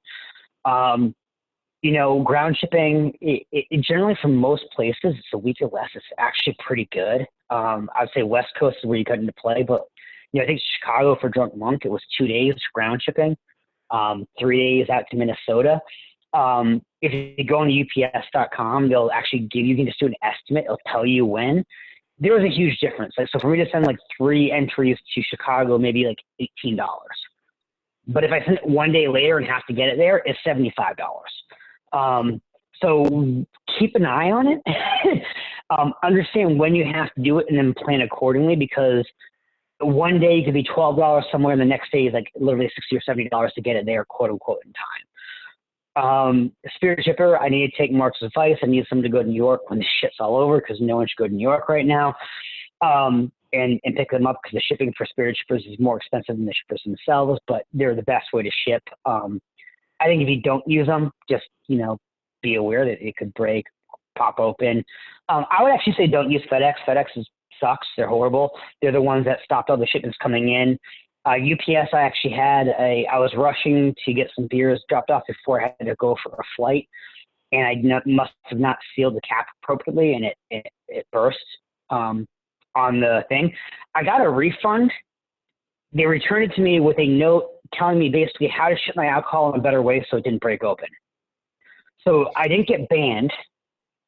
They gave me a refund, and they told me how to skirt the system better. Like, UPS for the win, fuck FedEx, put it on video, I don't care. That axe FedEx from here. They're going to ask you what's in there. I know Mark's gotten more creative with his. I do yeast samples because the medium for yeast samples, alcohol, seems an appropriate thing. But you've used like toys and food and all sorts of stuff, right? You sure can. And then feedback, just in the general, right? Like, if you want to get better, you got to just kind of accept feedback. And sometimes it's going to be shit, and sometimes it's going to be great. But you have to accept it. I've gotten beers that have won medals, and they've been horrible beers and have gotten bad feedback. I've also gotten beers that have, gotten I literally had a 19 and then a 42 and then a 38. So you're going to get random scores sometimes, but in the end, regardless, like even if whether you feel it's an outlier or not, you have to be able to accept it and not be emotionally attached to it. And that's really tough for someone like me who's very emotional. I'm very fortunate, and I got lucky with some big competitions and won some medals that gave me some reassurance that I'm not a bad brewer, so I could take that easier. But if you're someone who takes things emotionally or takes it is a self-awareness thing, don't enter competitions yet because, unless you're ready for like negative feedback, because you may get negative feedback when you think your beer is banging and everyone else your beer is banging and you just get negative feedback. But on that note too, just because a judge thinks your beer is shit doesn't mean he's an idiot. And just because he thinks it's good doesn't mean he's good. I've won medals with bad beers, and I've done poorly with good beers. And that kind of goes down to the main point is if you're not medaling, if you're not doing well in it, find a common denominator. And I actually love entering beers in multiple competitions because you have more score sheets across more things to find the commonalities. And I've taken them and I've taken highlighters and I just highlight the things that are common and figure out what are my takeaways. Not bitter enough, not smoky enough, diacetyl, whatever it may be. Like you can find something in there, and that's the key. And if you're going to spend the money to enter it, potentially ship it, brew it, give away beer, like get something away from it. That's about it. And then, I'm going to just prop up the BJCP study group because I've won the multiple medals from that group. My NHC silver medal is 100% from the BJCP group. When I first got one of my first hellas to the group, they were very nice to me and they didn't like completely slam me. And Mark did his typical like political thing where like, yeah, mine's got flaws too. Let's just move on. It was not good. So one of my lagers weren't good. I was suggested to decoct to get some graininess in there. And then because of the group, I had to brew a smoked beer. And so I brewed a Hellas with a shit ton of yeast because I got feedback that my fermentation wasn't good. I decocted it because I was suggested, and I brewed smoke because I told I was have to, and it picked me up a silver medal. So I can't pump that group enough. And most of my medals have come from, if not direct things from there, indirect things I've learned from there. So anyway, that's it. Yeah, I'd say that's awesome. Brewing for competition, as I would say, I kind of said at the beginning, and maybe I didn't hit this enough, it's not really for everyone. It's kind of a pain in the ass. It's really more pain than glory. But if you're one of those folks who really is dialed into competition, you get a lot of joy out of I think competition early in your life, you might think of that as you versus somebody else, but I always view it as me versus me. I think if you're into that, it's the same way in home brewing. It's time and money expensive process, but it really does help hone skills beyond just brewing. And I think that it's been useful for a lot of us, and I always want to preach that gospel to everybody else. It can really be good for you. Don't take it as a negative thing. If you're not brewing top flight beer, take it as an opportunity to look at yourself, improve. And if there are more questions, I'm glad people interrupted, but if there are more questions, took a while to get through it. I don't want to take up everybody's time, but if there are some more questions, we can answer. Mark and Ross, this was an awesome presentation. I did want to ask though, like, if you get some feedback, you know, and there's room for improvement, like, what is your process for getting feedback and then deciding, you know, what you need to change and how you prioritize what you change, and then, like, you know, how many times you go through this, like, brewing feedback, brewing again with tweaks, feedback, you know, like, what's your process for sort of like improving your beer once you do get the feedback from your competitions? I'll start with mine. I like to go bottom up in the score sheet. The overall section, if you have a good judge, a half decent judge, is hopefully going to contain like the one or two clear things that they didn't like. So typically take for a particular beer, if I only entered in one competition, I'll look at the 2 to 3 judges that scored it, probably start with the most experienced judge, and then go bottom up in the score sheet. So the overall section will say something like, this is in the wrong style, or this is too bitter. I get too bitter so frequently, and it's like, you know, again, that's why I kind of advocate for sort of middle of IBU range and balancing your pH for that. I like to go bottom up. So if you can, and then if you take the other score sheets and if there's a common thread in that overall section, I like to start there. You can also target sections of the score sheet that are well below mark. Those are the other way to optimize for that. That's usually what I'm aiming for, and it's oftentimes related, hopefully, to the recipe formulation. A lot of times you can trace it back to that. So I didn't use the right, I used too much hops, or I added them too early, got too bitter. I don't have enough malt flavor. A lot of times, as the time goes forward, you're really focusing on that recipe formulation, I think, as long as your process is consistent. Yeah, I take my score sheets and I, you know, it depends on the competitions I've entered in, right? So, but, you know, if I had multiple ones, I'll look for commonalities to see if there's something consistent across it. I look for consistency between the two score sheets. I'm always hesitant about anything that's consistent, that's written at the very end of someone's section that seems more prominent, especially if they're a junior judge.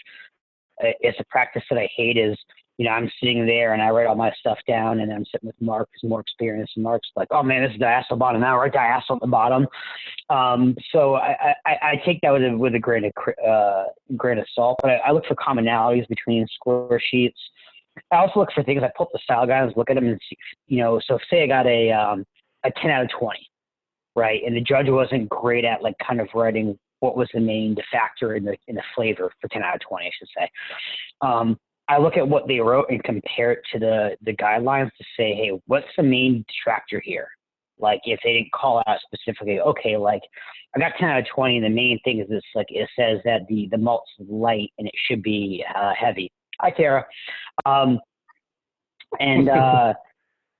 so I look for those kind of things, or think, you know, in between things that seem to be the major point.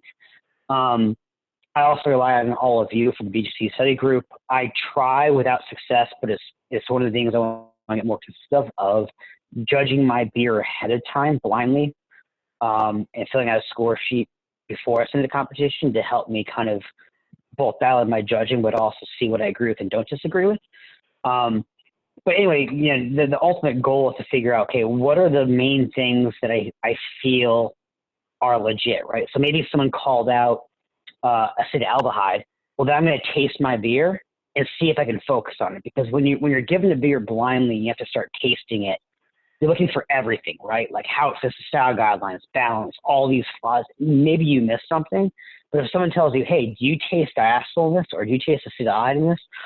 Maybe you do. So if there's things like that, like flaws, or they say it's too bitter, I try to focus on those and see if I agree with that. And basically try to kind of get a list of, like, where are the key areas that I missed the mark, whether it be flaws or recipe. And then just use knowledge and or reaching out to other people in the group to figure out how do I adjust that, right? And sometimes it's easy, right? So if my smoked Helles doesn't have enough smokiness, well, I'm just going to add more smoked malt into the base malt. But if I have something else a little bit more obtuse in terms of feedback, then I'm reaching out to someone who's brewed that style a lot, right? So if it's Belgium and they're like, you know, phenols were too much, esters weren't high enough. I'm like, well, fuck, I thought I did everything good. Maybe I'm reaching out to a Steve or someone else and being like, hey, like, how do I tweak this yeast character to get what I want? So I think the first part is more figuring out what you think needs to be changed and then how to change it. And then just working with what you got. Cool. Thank you.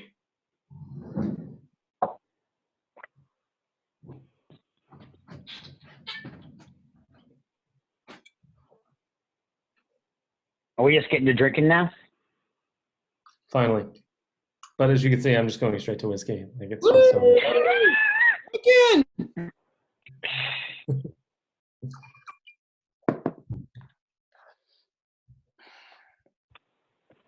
So out of curiosity to all you out there who thank you for sticking through like an hour and a half of this.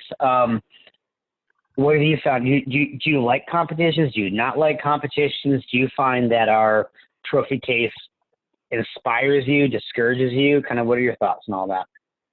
And FYI, most of you are on mute right now.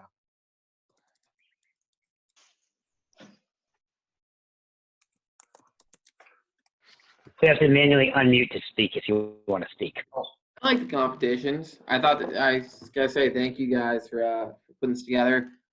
For me personally, I don't brew enough or really have the time/energy to like commit to a full year of like trying to be top of the leaderboard. But I know I was really excited for this competition because I did kind of put some more effort into it than I had previous ones where I was like, hey, I have a beer I brewed. I'll just ship it, see how it goes.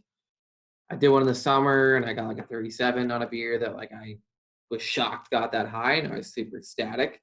And then I did one in, I forget, was it November, December, where I thought it was gonna be a really good beer and then it kind of sucked and feedback came back in like the low 30s and it was kind of right on, it was higher than I thought it would be. But this is good feedback and I think a lot of it I'm just trying to take away of like how to improve my beer, maybe not so much for competitions directly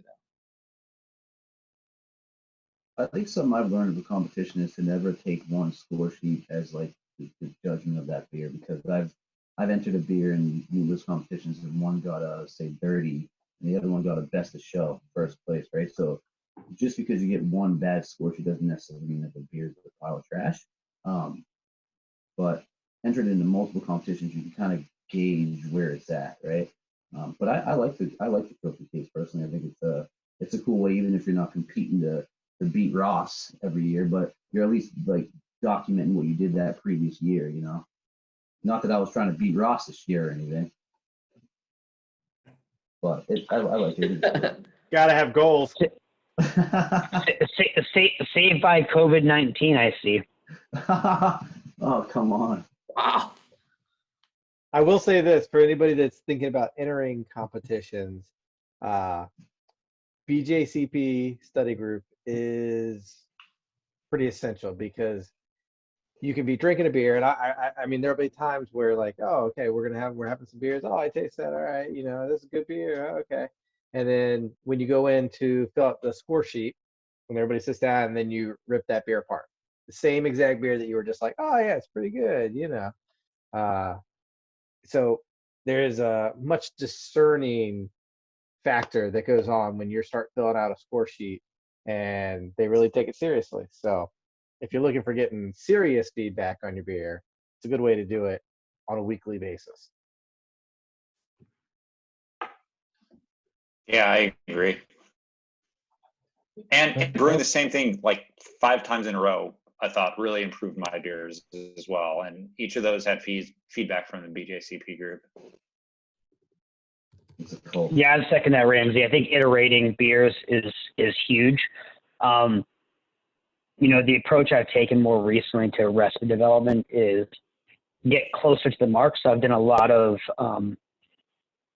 basically analyzing NHC second round winners and or pulling in people who else have brewed in the club successfully and using that as my starting point. And it's more of, I want to skip the first 4 brews I've done where I'm clicking this in the mark and get closer and closer so I can get closer to minutely tweaking it. It's probably the problem I've had with British bitters is I haven't got anything even remotely close, where every single time I feel like I'm starting from scratch. Where I got lucky with the Weiss beer is I got really close, and then you can start making minor tweaks. Where if you're completely off the mark on things, it's really tough to do that. But I feel the iterations are important. The scientific process, tweaking 1, not scientific 2 variables, but like minimizing that and seeing how it plays out lets you eventually dial it in. But to kind of go back to a lot of the points Mark made, it's also consistency in how you do things process-wise. If you can't, maintain a match temperature, it's hard to iterate on those. Different thing that Ross had meant, it was Ross. We didn't do this BJCP this year, but I think we'll go back to it, which is essentially pull a style out of a hat, brew something you've never brewed before. Because I know for me, it's very easy to get rutted into one style and you get stale. If you try a different style, you learn things. And you learn about that style, but you also learn better how to treat your yeast or how to control your fermentation or gee, why did I get acetaldehyde in this thing? So getting out of your comfort zone helps. And that group actually does help get you out of your comfort zone. Yeah, I'd say too, sorry, Mark. So Gordon Strong, in one of his books, he kind of mentioned, like, it's about tools in the tool belt. And that's something I've learned from the BJCP study group. Like, I feel very comfortable doing step mashes, decoction mashes, no sparge mashes, and all those things have places in different areas. So that's another thing you get out of kind of doing a style out. It's not just like getting out of your comfort zone, but like learning other techniques you can apply elsewhere based on the feedback. But Mark, you're going to say something? I was strictly going to say I actually really firmly agree with Bronig on that, which is, but for for the reasons he said, but for an additional reason, which is one of the first things we talked about was recipe formulation, or sort of how you're going to get there. And again, this is strictly brewing for competition. You can do it any way you want, but for brewing for competition, if you are going to pick something that you don't know that well, that means you have to refer to the style guidelines. You have to. So it sort of takes you on this journey through a set of flavor, aroma, mouthfeel profiles that you have to go from words to ingredients. I think that begins that journey of trying to figure out, how do I go from these inputs to this final product in a way that does help you prepare for competition. So you're looking at words like, dark fruit, malt character, dark fruit, roast, whatever, all these different words, chocolate, and you have to go and figure out what are you going to put into that beer to create those flavor profiles. If you've never had one of those styles before, it's a really good way to start thinking about how to brew from the ground up for competition. I think it creates just an amazing skill if you're able to hone it. So it's a really good idea, I think, Dave.